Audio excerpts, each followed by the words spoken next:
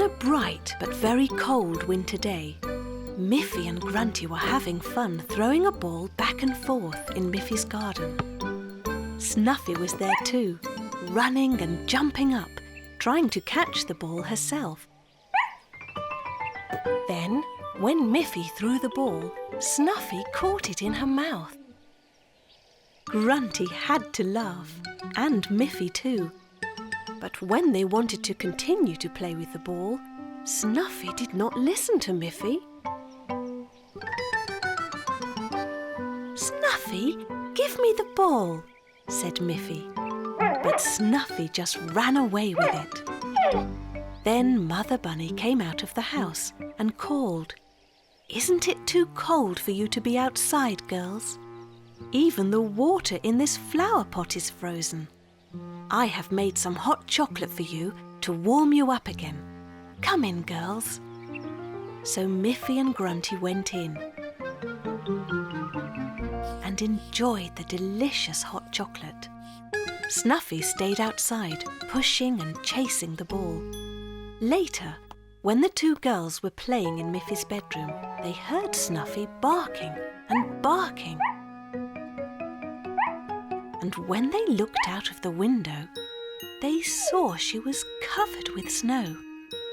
Everything was covered with snow. The snow had fallen so quickly that while they were inside playing, the whole world around them had suddenly become white.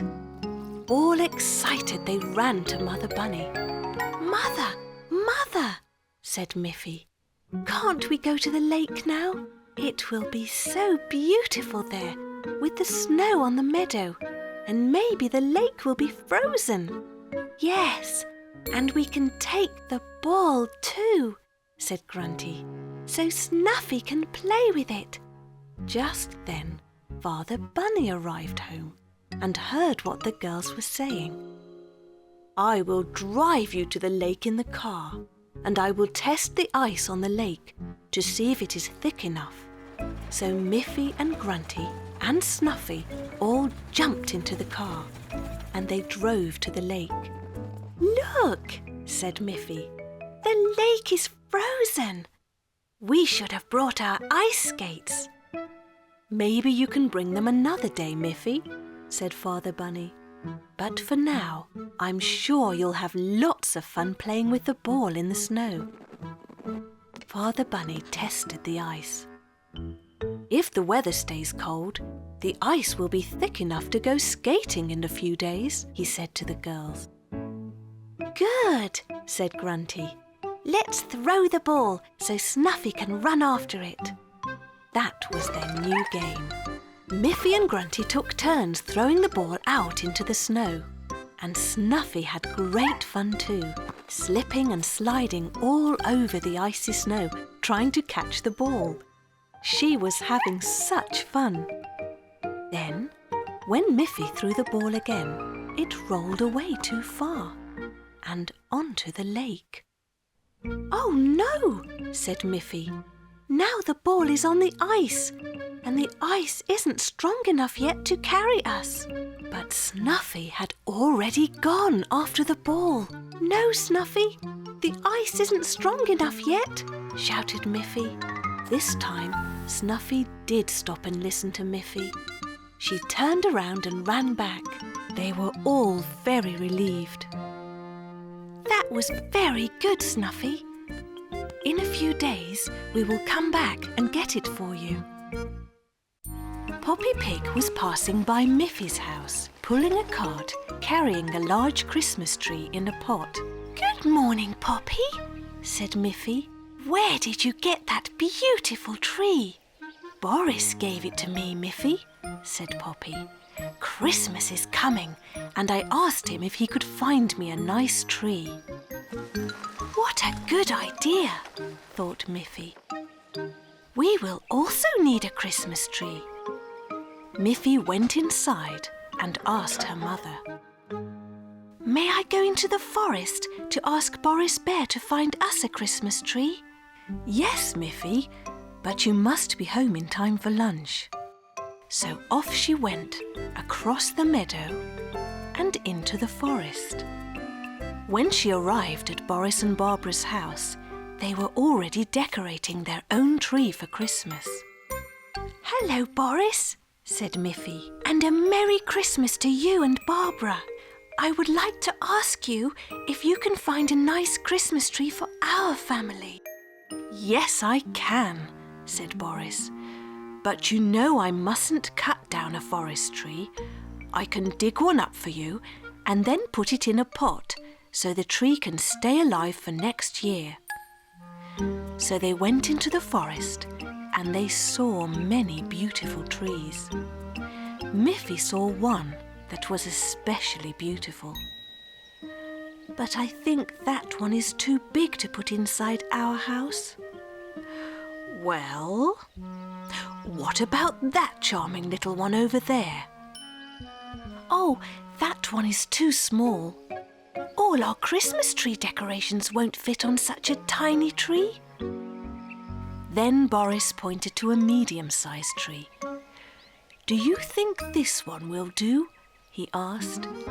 "Yes," said Miffy. "That's a lovely one. Can you dig that one up for me, please?" So Boris dug up the tree, being very careful not to damage its roots. "I will bring it to your house tomorrow." Miffy was home just in time for lunch, and she told her mother about the lovely tree that Boris was going to bring them. The next evening, Miffy and her mother and her father were busy decorating the tree. It looked so beautiful and even had flashing lights.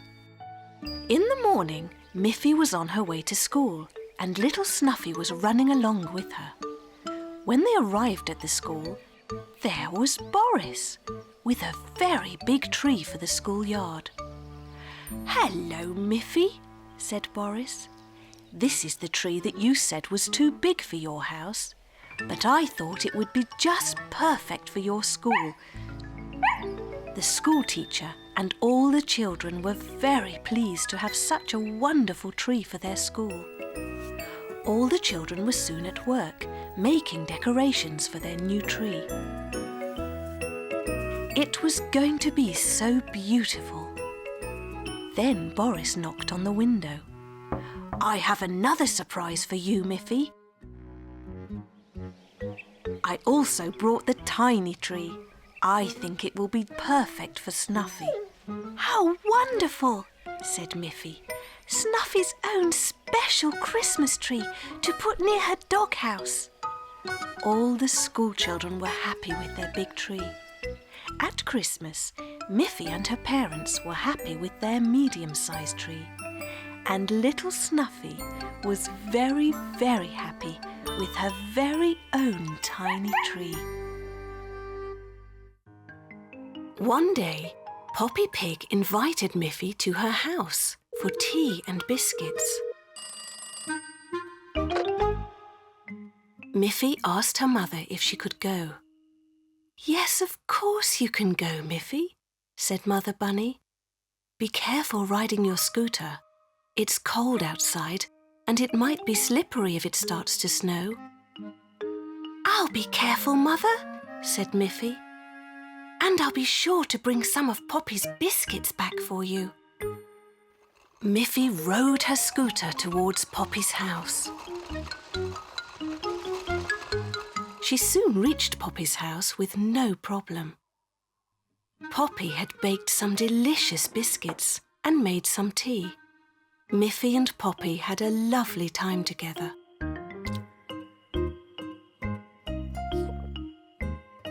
Miffy forgot all about the time. Suddenly the telephone rang.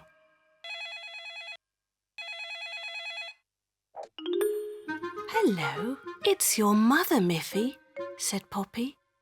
"She says you should start to head home because it looks like it will snow." "Oh dear," said Miffy.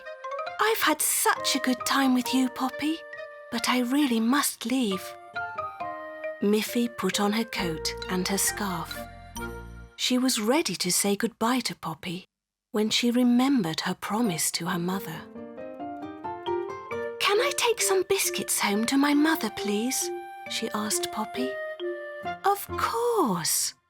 Poppy put some of the biscuits into a little bag and placed it in the basket on Miffy's scooter. "Do be careful riding home on your scooter, Miffy." When Miffy began to ride home, it started to snow. She scooted along as carefully as she could. In a short while, there was so much snow that it became quite slippery.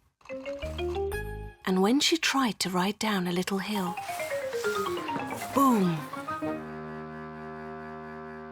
Miffy wasn't hurt, but she decided to walk with her scooter the rest of the way home. At home, Mother Bunny was beginning to worry. "I hope nothing has happened to Miffy," she thought. Then she saw Miffy. What a relief! She quickly opened the door. "Hello, Miffy," said her mother. "I'm glad to see that you walked home with your scooter." "I started to ride," said Miffy. "Then I skidded and fell off my scooter, so I decided to walk the rest of the way. I wasn't hurt at all. I've brought you some of Poppy's delicious biscuits." Miffy looked inside the bag. Where were the biscuits? "Oh dear," said Miffy. "When I fell down, all of the biscuits got broken. Now there's nothing in the bag but crumbs." Just then, Father Bunny came home. "Hello, everyone," he said. "There is lovely snow everywhere. It's a perfect time for a sledge ride." "Oh no," said Mother Bunny. "That's way too cold for me. I prefer my warm oven. I will bake a fresh batch of your favourite biscuits." They all laughed. Then, while Mother Bunny was busy in the kitchen, Miffy enjoyed a ride on her sledge.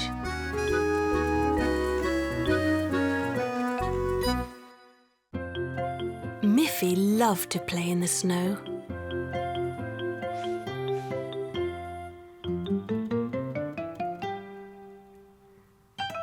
She loved to ride her sledge down the snowy hills. She loved to slide over the snow on her skis. She loved to lie in the snow and move her arms to make snow angels. What she liked best of all was to make big snow bunnies. It was a hard job, and she needed help to make them. Who do you think came along to help her? It was Snuffy the dog. Snuffy loved to run and jump in the snow, and when she saw Miffy trying so hard to push and roll a big snowball, she ran up and helped her. They pushed and pushed together. As the snowball rolled along, it picked up more and more snow. It got bigger and bigger. "That's big enough for the snow bunny's body," said Miffy. "Now we can roll a smaller snowball for the snow bunny's head." Miffy made a little snowball with her hands. Snuffy was able to push it along with her nose. But when it got bigger, Miffy joined in the pushing until it was big enough to be the snow bunny's head. "Now we must put it on top of the big snowball," said Miffy. No matter how they tried, they could not lift the heavy snowball. Just then, Miffy's friend Boris Bear arrived. "Hello, Miffy," said Boris. "What are you doing?" "We're trying to make a giant snow bunny," said Miffy, "but its head is too heavy and we can't lift it." "I have an idea, Miffy," said Boris.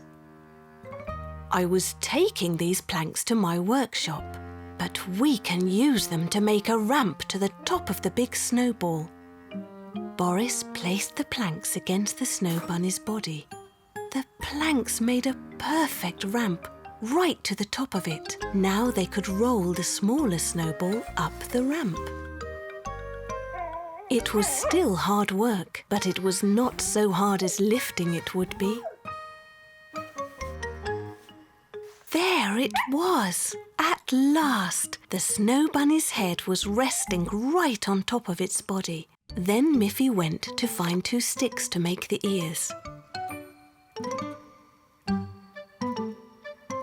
She stuck the 2 sticks into the top of the head. "They don't look like Bunny's ears," said Miffy. She had an idea. She packed snow firmly around 1 stick. She packed more snow around the other stick. 2 perfect bunny ears. Snuffy ran off over the snow and returned with 2 rubber balls she often played with. Miffy laughed. She pushed the balls into the Snow Bunny's head. "Now he has eyes," said Miffy. "He can see what a wonderful job we did. It was all with your help, Snuffy and Boris. You're such clever friends." Finally, Miffy added a carrot to make the Snow Bunny's nose. Now the Snow Bunny was complete.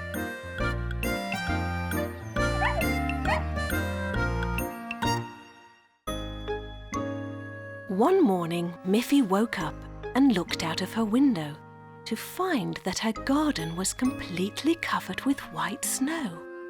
She wanted to run out and play in it. "First, you must put on some warm clothes, Miffy," said Mother Bunny. So Miffy put on her woolen coat and scarf and ran out into the snow.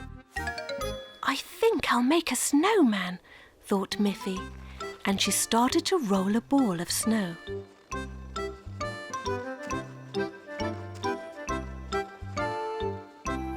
Just then, Boris and Barbara Bear skied into Miffy's garden. "Good morning, Miffy," said Barbara. "Boris and I were out skiing, and we thought you might like to come too." "Oh, that would be fun," said Miffy. "I got a pair of skis for Christmas, but I haven't tried them yet." "Don't worry," said Boris. "We will teach you how to ski." Miffy was so excited. She ran into the house and got her skis.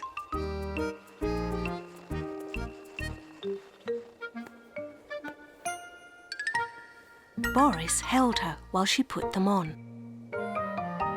"You look like a proper skier already," said Barbara. "Let's start at the easy level, on the flat ground."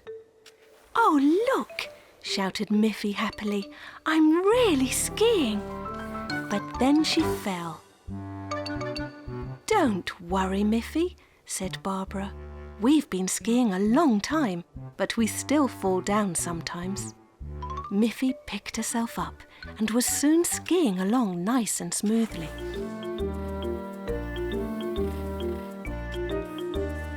"This is fun," said Miffy. "Let's ski up the hill to Auntie Alice's house. Then we can ski downhill on the way home." So they began skiing up the hill, but Miffy kept sliding backwards. Boris helped Miffy and showed her how to point the skis outward so that they could grip the snow. "I think I can do it," said Miffy. So she tried, and she found that it worked. It was hard work, and by the time they reached Auntie Alice's house, they were out of breath. Auntie Alice heard the swishing of snow and the huffing and puffing outside her house, and she came out to greet them. "Hello, mountain skiers," she said. "I think you all need a nice cup of hot chocolate." Boris, Barbara and Miffy took off their skis and went inside with Auntie Alice to enjoy some of her wonderful hot chocolate. "Thank you, Auntie Alice," said Miffy. "Now we are ready for the fun part, skiing down the hill." So they said goodbye to Auntie Alice and put their skis back on. "Be very careful skiing downhill," said Boris. "You have to learn how to slow down and not go too fast." But Miffy could hardly wait to start, and off she went, faster and faster down the hill. It was fun, but also a little scary. She forgot how to slow down, and when she came to a little hill, she flew right up into the air and landed in the snow. Boris and Barbara skied up to her. Miffy said, "This morning I wanted to make a snowman. Now I am a snowman myself." They all laughed.